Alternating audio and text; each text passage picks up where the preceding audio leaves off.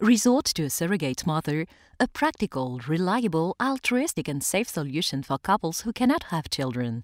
This is how agencies present their services to their future clients. Extraordinary Conceptions is an international agency that matches egg donors and surrogates to couples or individuals who need help building their families. We are proud of what we do and are committed to helping would-be parents achieve their dream of parenthood. Their advertising does everything to reassure the parents-to-be. Thanks to them, it is now possible to have the family you have been longing for. These businesses say they are just altruistic intermediaries. Altruistic, but above all, extremely lucrative. In fact, these agencies represent a worldwide industry that generates a multi-billion annual turnovers. Gestational surrogacy is a contract covering the conception and gestation through to the abandon and handing over of a child to one or several parties to the contract. The surrogate mother can either donate her own oocyte or be implanted with two gametes from eternal sources that have been fertilized in vitro. Gestational surrogacy is not well seen in the public opinion, particularly in France, where the Comité Consultatif National d'Éthique, CCNE, once again firmly condemned it in June 2017. Despite this, both single people and couples continue to resort to this practice illegally. Faced with this reality, an international abolition of gestational surrogacy is being advanced as the best means to put an end to it. However, there are those who would rather legislate, in their own words, to avoid any abuse. Can legislation render acceptable a practice that uses women as incubators and makes a child the object of a commercial transaction? To find the answer to this question, the Manif pour tous investigated from Paris to Southeast Asia, particularly in Thailand, where a legal framework was set up in 2015 to reduce the number of gestational surrogacies. The Manif pour tous met not only with high officials, but also filmed with a concealed camera people responsible for the agencies offering surrogacy services.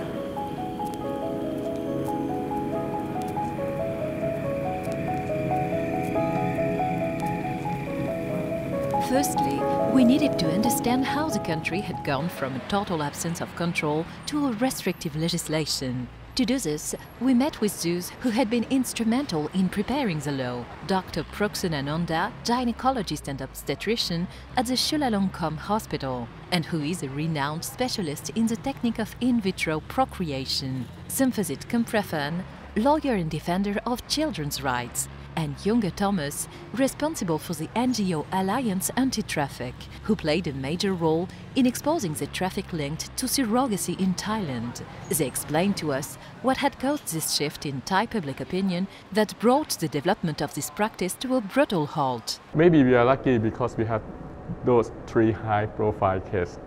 Yes, so at the same time. So people see that yes, this is the problem, so we need to do something. So our situation is... Right. Finally it was good. Right. Because we can use these three cases as an example that if we do not do something, this is an example that you will see. And it's the real case. We have the real person. In August 2014, the Gammy affair provoked a media earthquake when the entire world was scandalized when an Australian couple refused a newborn child and left it with a surrogate mother because the child was suffering from Down syndrome but took his twin sister who was in perfect health. Some days later, another shocking affair. Thailand and the world discovered the existence of a baby factory in the heart of Bangkok. The son of a Japanese millionaire had himself inseminated around 15 Thai women who were being held prisoner in an apartment.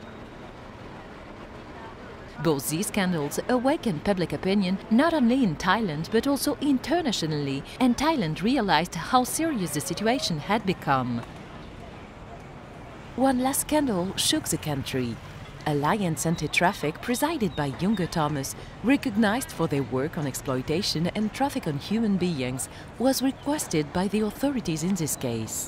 บุกช่วยหญิงชาวเวียดนามถูกหลอกมารับจ้างตั้งครรภ์ให้กับลูกค้าไต้หวันในประเทศไทย สวัสดีครับต้อนรับเข้าสู่เวลาข่าวของท่านกับข่าว3มิติ23 กุมภาพันธ์นะครับ คืนนี้เราเริ่มด้วยปัญหาที่ผู้ชมหลายท่านอาจจะคาดไม่ถึงว่ามีอยู่จริงนะครับ หญิงสาวกลุ่มหนึ่งจากประเทศเวียดนามเดินทางเข้ามาสู่ประเทศไทยด้วยคำชักชวนเบื้องต้นว่ามีงานที่ดีรายได้ดีแต่ว่าเมื่อเดินทางมาถึงประเทศไทยพวกเธอถูกบังคับให้เซ็นสัญญาว่าต้องทำหน้าที่ตั้งครรภ์เพื่อกำเนิดบุตรให้กับผู้ว่าจ้างพวกเธอถูกนำไปอยู่รวมกันมีกฎระเบียบบังคับให้รักษาครรภ์ให้ดีที่สุดบางคนถูกข่มขืนเพื่อให้ตั้งครรภ์จากเจ้าของธุรกิจรับจ้างตั้งครรภ์ล่าสุดมีหญิงสาวที่ถูกกระทำจากบุคคลกลุ่มนี้ร้องเรียนผ่านสถานทูตเวียดนามประจำประเทศไทย One of the women being held in the apartment was able to reach the Vietnamese embassy in Bangkok, who immediately contacted the authorities.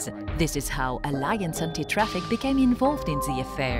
They discovered that the traffic was being organized from an internet site located in California, but owned by Thais already convicted of for traffic of surrogate mothers and children. The agents put couples in contact with Vietnamese women who were victims of human trafficking between Vietnam, Cambodia and Thailand. Once in Bangkok, they were held in an apartment where Alliance Anti-Traffic and the authorities were able to liberate 13 young women. They then went to find 2 other young women who were already hospitalized for the deliveries. All of them were considered victims of human trafficking and were transferred to government centers for protection.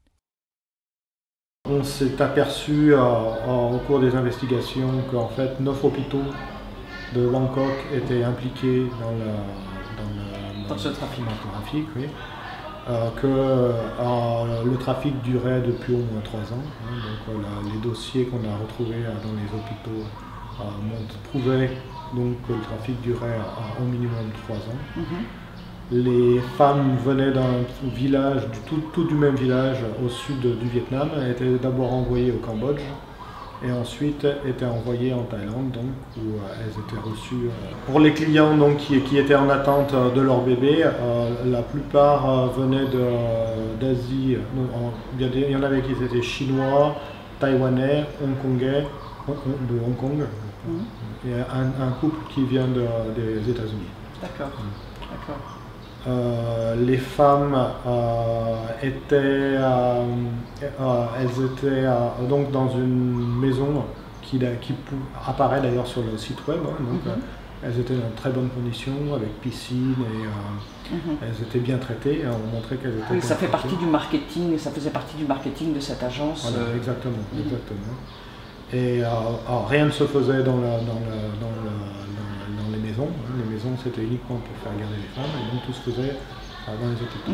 Et est-ce qu'elles avaient donc pas le droit du tout de sortir de cette maison? Non, elles ne pouvaient pas sortir. Et en plus de ça, elles n'avaient pas le droit de communiquer entre elles à l'intérieur des maisons. Et donc elles devaient attendre jusqu'à ce que donc un couple client utilise leur service, je ne sais pas comment dire. Et donc après, elle devait rester le temps jusqu'à l'accouchement. Et si l'accouchement se passait mal, elle devait se faire transférer un embryon jusqu'à ce qu'elles obtiennent un bébé qui est en bonne santé. As a result of these 3 scandals, the Thai government decided to confront the question and to open a real reflection on the practice of surrogacy. It was out of the question that Thailand and the uteruses of Thai women would become the international hub to cite the minister Walop Tungkananurak. The parliament therefore decided to restrict the number of gestational surrogacies with a law. The Thailand Parliament has passed the registration banning the commercial surrogacy, and since February 19, 2015.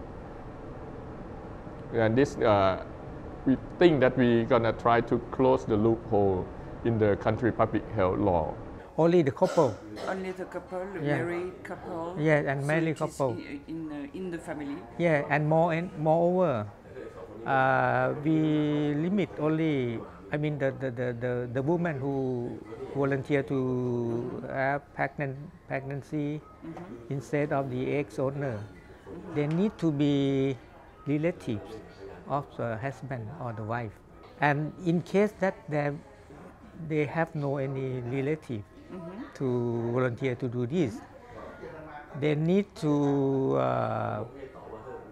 propose the woman who have been considered by the committee that they will allow this woman or not.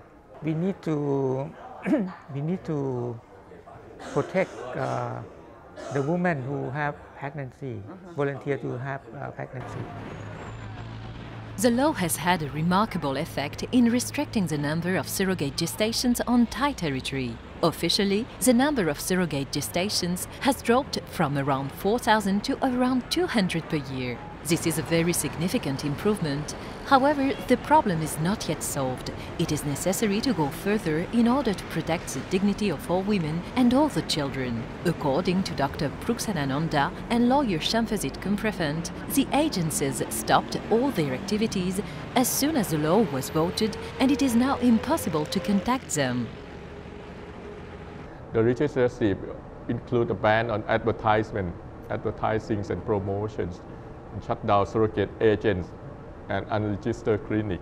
So if you see the surrogate agency somewhere else that saying that they are doing business in Thailand, that is definitely illegal. Since the vote of the law, have you heard about illegal surrogacy, and did it happen that there is a... Before the law have been after the law? After, I have not heard about this. Nevertheless, during our investigation, we had no difficulty in contacting several of them. To make contact, we created a false identity, Valérie, a young French woman in her 30s, married but unable to carry a pregnancy to term due to a congenital malformation of the uterus. Her oocytes are healthy. Both she and her husband wanted to resort to a surrogate gestation and were taking advantage of a trip to Thailand to meet the agencies. We exchanged a lot by email. All the agencies clearly admitted that they continued to practice surrogate gestations in Thailand despite the new legislation, which they barely referred to in our written correspondence or personal conversations. We decided to make an appointment with two agencies. The first one was New Genetics Global. We met Josh. When we brought up the question of the Thai legislation, he assured us that it was not a problem. Josh explained the procedure to us. Because Valérie could provide her own oocytes, she could benefit from the promotion "Bring Your Own Eggs." All she had to do was spend 3 weeks in Bangkok to retrieve her oocytes. Her husband would then give his sperm, and the gametes would then be fertilized in a specialized hospital. After 5 days, cells would be taken from the embryo and sent to USA for genetic diagnosis. The clients then receive a report and then decide how many embryos they want to implant or the preferred sex, etc. When everything is done, right? Okay, when everything is done, the embryo is stored here. Let's say we found have the surrogate, they're ready, right? Because it's a frozen embryo transfer. So we have the embryo who will transfer to Laos, the clinic in Laos. We prepare the surrogate mother here, and once she's ready, then we fly her to Laos, transfer into the surrogate. Because in the law, you cannot move the embryos outside of the country.